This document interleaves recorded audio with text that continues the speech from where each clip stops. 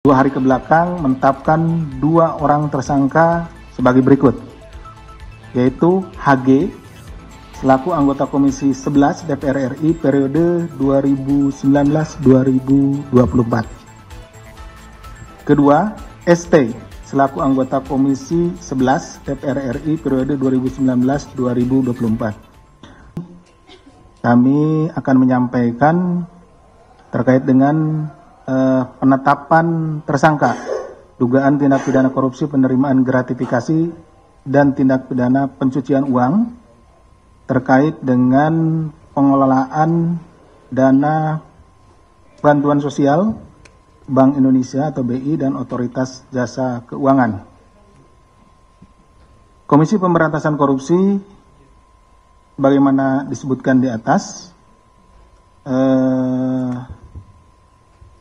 akan menyampaikan perkembangan penyidikan dugaan tindak pidana korupsi terkait dengan penggunaan dana program sosial Bank Indonesia. Jadi kalau nama programnya Program Sosial Bank Indonesia PSBI ya, dan penyuluh jasa keuangan PJK itu yang di Otoritas Jasa Keuangan OJK ya, dari tahun 2020 sampai dengan 2023. Perkara ini bermula dari laporan hasil analisis atau LHA PPATK dan kemudian juga dikaitkan dengan atau dikuatkan dengan pengaduan masyarakat. Jadi ada masyarakat di daerah ya yang mengadu kepada kami KPK di sini bahwa ada beberapa bantuan sosial itu dirasa tidak sesuai gitu ya, tidak sesuai dengan apa yang seharusnya, sehingga mereka melaporkan kepada kami masyarakat.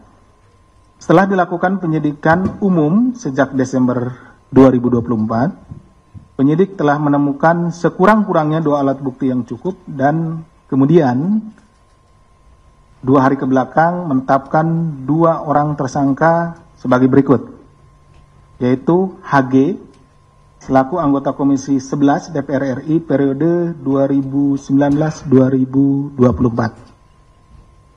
Kedua, ST selaku anggota Komisi 11 DPR RI periode 2019-2024. Adapun konstruksi perkaranya adalah sebagai berikut. Komisi 11 DPR RI dalam melaksanakan tugas dan wewenangnya memiliki beberapa mitra kerja, di antaranya adalah Bank Indonesia dan Otoritas Jasa Keuangan atau OJK. Khusus terhadap Bank Indonesia dan OJK, Komisi 11 memiliki kewenangan tambahan, yaitu mewakili DPR memberikan persetujuan terhadap rencana anggaran masing-masing lembaga tersebut setiap tahunnya. Jadi ada anggaran untuk lembaga ini nih, untuk BI, kemudian juga untuk OJK. Nanti Komisi 11 ini anggaran yang untuk BI maupun untuk OJK itu dirapatkan gitu ya, seperti itu, kemudian dievaluasi dan lain-lain, kemudian disetujui gitu ya oleh Komisi 11. Sebelum memberikan persetujuan dimaksud, Komisi 11 DPR RI terlebih dahulu membentuk panitia kerja. Tadi kan ada panjanya seperti itu, yang di dalamnya termasuk Saudara HG dan Saudara ST untuk membahas pendapatan dan pengeluaran rencana anggaran yang diajukan oleh BI dan OJK. Jadi dengan adanya panja tersebut, kemudian anggaran yang diajukan oleh BI maupun OJK dibahas dalam satu rapat, kemudian dilihat bagaimana rencana pengeluarannya, kemudian rencana pendapatannya, seperti itu. Setelah rapat kerja Komisi 11 DPR RI bersama pimpinan BI dan OJK pada bulan November di setiap tahunnya, ya, November di setiap tahunnya. Jadi dalam hal ini tahun 2020, 2021, dan 2022 Panja melaksanakan rapat tertutup. Jadi yang ada hanya BI OJK kemudian dengan Panja. Bahwa dalam rapat terdapat kesepakatan antara lain. 1. BI dan OJK memberikan dana program sosial kepada masing-masing anggota Komisi 11 DPR RI. Ini sejalan dengan apa yang disampaikan oleh Saudara S. Saya membacanya juga waktu itu di media yang rekan-rekan sekalian tulis. Pada saat saudara S ini selesai diminta keterangan, menyampaikan bahwa seluruh anggota Komisi 11 menerima dana bantuan. Nih saudara S bilang begitu ya. Saya hanya mengutip dari yang saudara S sampaikan. Saya ulangi, BI dan OJK memberikan dana program sosial kepada masing-masing anggota Komisi 11 DPR RI dengan alokasi kuota, yaitu dari BI sekitar 10 kegiatan per tahun, dan OJK sekitar 18 sampai 24 kegiatan per tahun.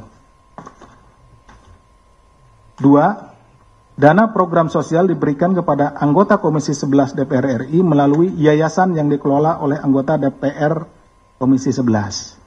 Jadi tidak langsung uang itu diberikan kepada perorangan anggota Komisi 11, tetapi diberikan melalui yayasan. Artinya anggota Komisi 11 kemudian bisa menunjuk yayasan yang sudah ada, gitu ya. Karena banyak misalkan yayasan sosial dan lain-lain yang ada bisa ditunjuk, misalkan di daerah pemilihannya, di dapilnya, atau bisa juga yayasan yang dimilikinya, yang khusus menampung uang untuk kegiatan sosial tersebut.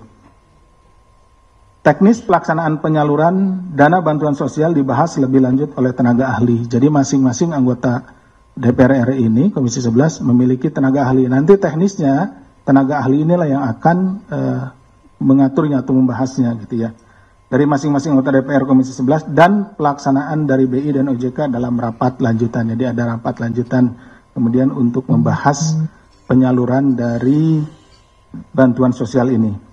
Dalam rapat lanjutan dilakukan pembahasan diantaranya jumlah yayasan, yayasannya berapa yang nanti diajukan begitu, kemudian teknis pengajuan proposalnya seperti apa, teknis pencairan uangnya seperti apa, jumlah dokumen atau laporan pertanggungjawaban LPJ-nya. Jadi kegiatan ini setelah uangnya diberikan melalui yayasan tentunya nanti akan diimplementasikan sesuai dengan peruntukannya. Seandainya dana bantuan sosial ini untuk rutilahu, ya harus dibuat rutilahu seperti itu. Nah, kemudian diminta pertanggungjawabannya atau LPJ-nya.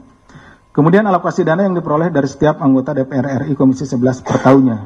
Setelah selesai rapat panja pada sekitar bulan November atau Desember, anggota Komisi 11 DPR RI kembali melaksanakan rapat kerja Komisi 11 terkait persetujuan atas rencana anggaran tahunan BI dan OJK.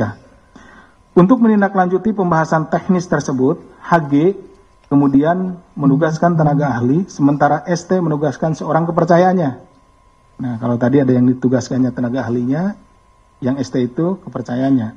Untuk membuat dan mengajukan proposal permohonan bantuan dana sosial kepada BI dan OJK melalui 4 yayasan yang dikelola oleh Rumah Aspirasi HG dan 8 yayasan yang dikelola oleh Rumah Aspirasi ST. Jadi ini beda-beda. Kalau HG itu menggunakan 4 yayasan, kalau ST menggunakan 8 yayasan. Seperti itu ya.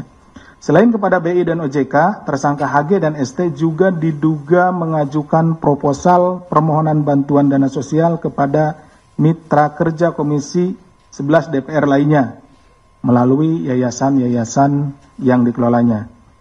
Bahwa pada periode tahun 2021 sampai dengan 2023, yayasan-yayasan dikelola oleh HG dan ST telah menerima uang dari mitra kerja Komisi 11 DPR RI, namun tidak melaksanakan kegiatan sosial sebagaimana dipersyaratkan dalam proposal permohonan bantuan dana sosial.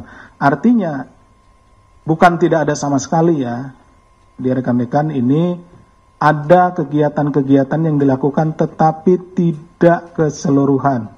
Seperti sering saya contohkan, dana sosial untuk rutilahu 10 rumah, gitu ya. Nanti yang dipergunakan hanya 2 rumah, kemudian dipotret sana sini gitu ya. Kemudian dibuat pertanggungjawaban untuk 10 rumah.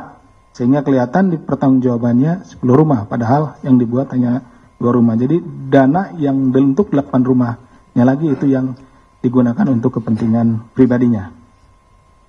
HG menerima total 15,86 miliar dengan rincian sebagai berikut. senilai 6,26 miliar dari BI melalui kegiatan program bantuan sosial Bank Indonesia, senilai 7,64 miliar dari OJK melalui kegiatan penyuluhan keuangan, serta senilai 1,94 miliar dari mitra kerja Komisi 11 DPR RI lainnya. Bahwa selanjutnya HG diduga melakukan dugaan tindak pidana pencucian uang dengan memindahkan seluruh uang yang diterima melalui yayasan yang dikelolanya ke rekening pribadi melalui metode transfer, di mana HG kemudian meminta anak buahnya untuk membuka rekening baru yang akan digunakan menampung dana pencairan tersebut melalui metode store tunai. HG menggunakan dana dari rekening penampungan untuk kepentingan pribadi, diantaranya pembangunan rumah makan, pengelolaan outlet minuman, pembelian tanah dan bangunan, hingga pembelian kendaraan roda 4. Sementara itu ST menerima total mencapai 12,5 miliar dengan rincian sebagai berikut. Sejumlah 6,3 miliar dari BI melalui program bantuan sosial Bank Indonesia, sejumlah 5,14 miliar dari OJK melalui kegiatan penyuluhan keuangan, serta sejumlah 1,04 miliar dari mitra kerja Komisi 11 DPR lainnya. Seluruh uang yang diterima ST melakukan dugaan tindak pidana pencucian uang dengan menggunakan dana tersebut untuk keperluan pribadinya seperti ditempatkan di deposito, pembelian tanah, pembangunan showroom, pembelian kendaraan roda 2, serta pembelian aset-aset lainnya. ST juga diduga melakukan rekayasa transaksi perbankan dengan meminta salah satu bank daerah untuk menyamarkan penempatan deposito serta pencairannya agar tidak teridentifikasi di rekening koran miliknya. Bahwa menurut pengakuan ST, sebagian besar anggota Komisi 11 DPR RI lainnya juga menerima dana bantuan sosial tersebut.